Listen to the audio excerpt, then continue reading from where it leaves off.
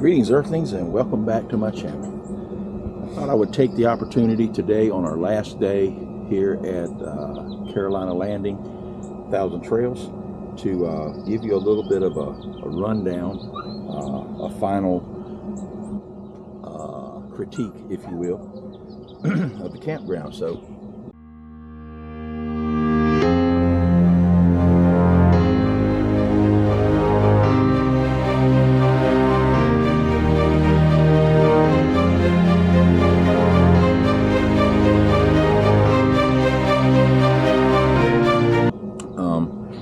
a couple of things of note. I think one of the biggest issues, we'll start off with the negatives and try to finish with the positives. First and most negative is the size of the sites. The sites are so tiny, it's unbelievable. We have seen several big rigs the size of mine or close to it, and that have really struggled getting in and out of here. So if you have a big rig that's 45 foot or probably even 40 foot, it might be a little difficult, and definitely with the tag axles, it's going to be a little difficult. There's a lot of obstacles, like the stump that's right over here at the campsite right beside me. I've got an attempt going on now to park in my Jeep there, so in the hopes that no one will pull in on this last day, and that will free that area up, so when I make this turn to go out that way, which is what I've been told is the best way to get out. So it's either that or have my mail permanently forwarded here. So hoping that site will stay a little bit clear. So another negative is there is absolutely nothing to do here unless you like drinking and karaoke. There is a little bar that's probably 3-4 miles from here, that's pretty cool. We had a good time there. So other than that, I mean, I understand they have bingo on occasion. They do have some horseshoe pits over there. They've got a basketball court. They've got a putt-putt that's in really poor repair. Or miniature golf, I guess. Putt-putt is probably a copyright name, so we'll call it miniature golf. There are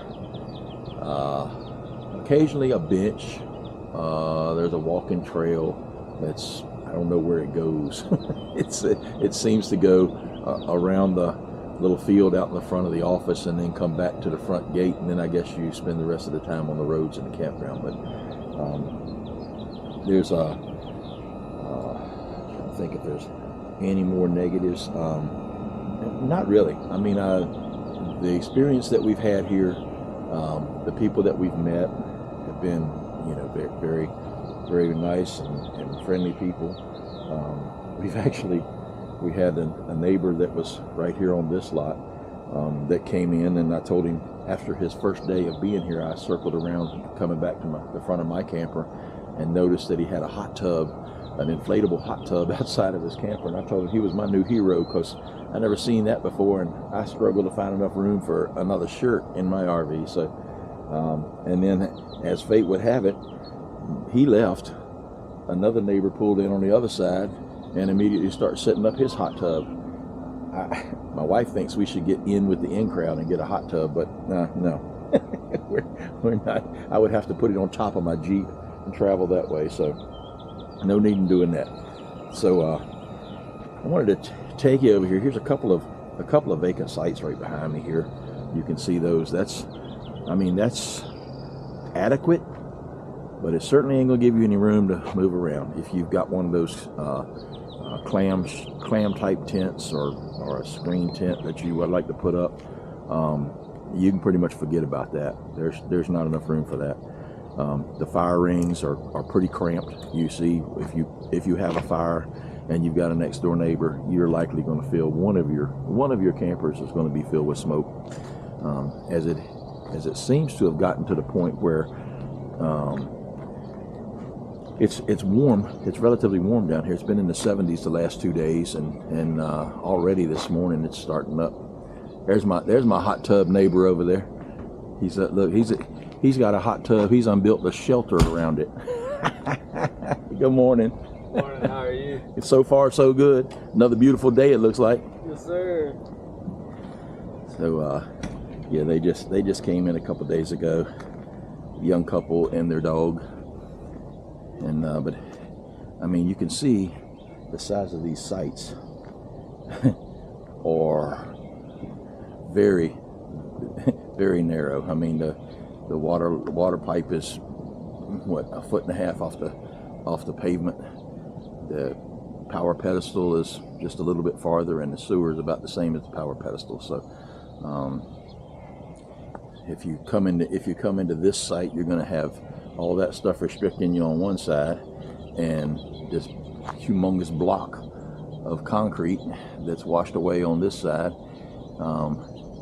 to avoid. So it's that's the biggest negative. Now, positive, it's a beautiful campground. It's a great place to go if you just want to get away and have some downtime to relax. This is great for that, because there's not a whole lot of noise here. There's a roadway right out here beside my camper that, you know, cars frequent. Not a whole lot, but there's probably, you know, 1 or 2 cars a minute go by there. But so it's very peaceful. The people in the office are wonderful. They've been very accommodating. I've had a couple of packages delivered. They don't notify you when you get a package. You pretty much have to check with them every day and see if you have something. So, which is not a big deal. And I'm at our next stop in Yamassee, South Carolina. I've already called over there to make sure that I could send packages or have packages sent to me, because I have a part that was supposed to arrive from E-Trailer on Friday, and there was some kind of mix-up on that, shipping-wise, they say. But the part did not show up, and the tracking showed that it was supposed to be here on Monday, which is the day we'll be gone. So, and we will definitely be gone before FedEx or UPS is delivered here. So I had to call them back and have them reroute the part to Yamassee, and then I had to call Yamassee to make sure that it was going to be okay to get there. But their system is very much more up to date. I think they have a automated phone system that when it answers the phone, it says if you're calling to find out if you can receive packages, press 1. So I pressed 1, and it told me that yes, we welcome your package delivery, and we have a mail sorter here employed that sorts out mail for different campsites and gathers it all up where you can come pick it up. Now, that's a service that's not offered here. You cannot get mail at Fairplay.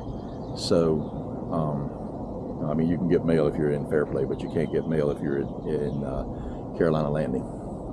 So that's a good thing. I mean, yeah, you can get the packages, so that's another plus. And you can get the you can't get the mail, but you do have to go get it yourself. But so I'm looking forward to getting to Yamassee and seeing what's going on up there. I understand that's in the lower part of South Carolina, so my only concern is if it rains, it's going to flood, and I think I've seen some YouTube videos to indicate that there was some flooding at the campsite. So, but pretty much, I mean, you can see this. There's nobody that's been down this road the whole time we're talking, so it's pretty quiet. Great peaceful place, but you can also see that the roads in the campground are indicative of the rest of the roads in South Carolina, to the best I can see. They are just well, I'm not going to go over that again, but if you've seen the last video, you know that they're rough. But you can see, like some of the sites in here, if you're one of those people, and I see a few of them, if you're one of those people that insist upon a level site, because you don't want to go through a bunch of stuff to level your RV. You can see that you ain't going to get that in some of these sites. This bad boy is probably 12 feet higher at this end than it is at the other end. And that seems to be the case with a couple of these down in this area. Now, it looks like that last one over there that's vacant may be somewhat level front to back, but it still looks like it's low on this side. So, and you can see there are stumps scattered throughout. And I can tell you from experience, these stumps can cause a lot of damage. So, let's see, one of my neighbor campers there has installed a Smith tankless water heater right on the outside of the old one. Engineering. So this site right here looks like it's somewhat level. It's not perfectly level. I don't think you're going to find one of those here, but somewhat level. And this one is site B20. And looks like they've had to add on an additional outlet to that. I don't know what the deal is with that. And this is B19, the one that's somewhat level.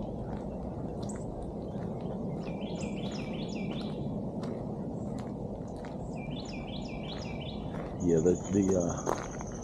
the smaller campers seem to have no trouble here. The lots are plenty level enough for 26 foot and less, I think. But the bigger rigs, no.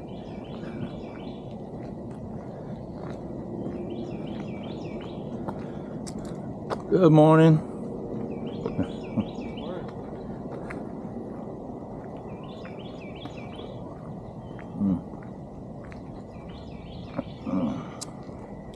A lot of times I like to walk around just to see if I can get any ideas of stuff to do that would make my camping journey easier or better. That's a cool little setup there with the scooter on the back of the Leprechaun. Or I don't know, that's not a Leprechaun. That is, I don't know what that is, Freedom Light. It's a little Class C.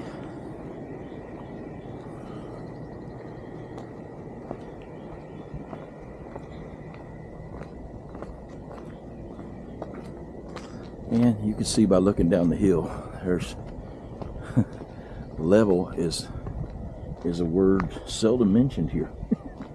It's there's a lot of just really way far from level. Down this road, down here by the signs, is the road that goes down to the lake. Now, I'm not going to go down that road because that's when the hills start. These little things that I'm walking up and down now are not a problem. But you can look at this now. You can see, and I think this is the road that I was instructed to go down to get out of here. And if that's the case, that ain't happening, because that road has been scraped up many times by rigs that have a longer tail. And mine with those two wheels in the rear do have a longer tail. So I think I'm going to walk up this way just to see if this is the road that I've been instructed to take on the way out of here, because I'm thinking it might be, or it might be that one I just came down. It's probably that one, actually. Yeah, it's probably that one. It can't be this one. But yeah, this one's definitely. I did see a guy come out yesterday pulling about a 43-foot Montana, and he came down this road, and I was like, "Oh, dude, that's the wrong road." But I can tell which one is the right road and which one is the wrong road from my campsite. I just don't know what the other end looks like yet, but I will in a minute. So I guess I think I mentioned in a previous video, there is a little DG market that's not far from here at all, maybe a mile and a half. They have a pretty good supply of stuff in there, but if you want to go to a Walmart, you got about a 14 or 15 mile drive in either direction. There's one in Seneca and there's one in Hartwell. Now, this I did find out yesterday that there is a lake tour for Lake Hartwell that you can take on a pontoon boat here. They have the contact information up at the outside the office. So if you're inclined to go out and see the beauty of Lake Hartwell, which this is a massive lake. It's we've been driving down the road in Georgia and in South Carolina, and it seems like everywhere we go we run across parts of Lake Hartwell. So really big lake, a lot of houses on it. Very pretty lake, best I can tell. So if you're inclined to do something like that, that's available here. I guess that would be probably one of the few amenities, I guess. That's not really an amenity, but it's something to do. So that's one of the few things that you could accomplish here. Now, this arrow indicates that this is a one-way street, and that road over there by the sign that I went down before, that's the road I'm supposed to take out of here. So we're in good shape. Good morning. Is that a Bichon? What's that? Is that a He's Bichon? like Hello Shih there. Tzu mix. A what mix? Shih Tzu. Shih Tzu. Oh, okay. Yeah. I got a Shih Tzu mix. He's a loudmouth. He barks and barks and barks. Hello. Good morning there. He looks like he's got some Pekingese in him. Got something in him. You have a good morning.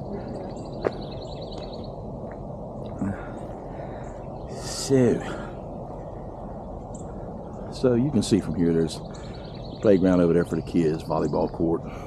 That's where the horseshoes are at. That's where the so-called mini golf is at, straight ahead. They have storage here for you, camper, in case our friends that we met here, Rick and Vicky, had a family emergency and they ended up having to leave. They extended first so they could be here to help out with their great-grandchild, and then they had further difficulties, so they ended up just putting their camper in storage here, and then when they come back, I guess they will continue on to their, I think they were going to North Carolina, so they'll finish that up. So at any rate, that is a quick and easy. Now let's see, Dazzle Trail. Oh, they do have a swimming pool, so if you're here in the summer, after Memorial Day, I think it probably opens up like most swimming pools do. But if you're here in the summer, that looks like that would be pretty interesting. They have a nice laundry facility. They have bathhouses at the office, and then I believe there's another bathhouse on the other side of the campground. So at any rate, we'll cut it off here and wish you all happy travels. And remember, when camping, take only photos, leave only footprints. We'll see you next time.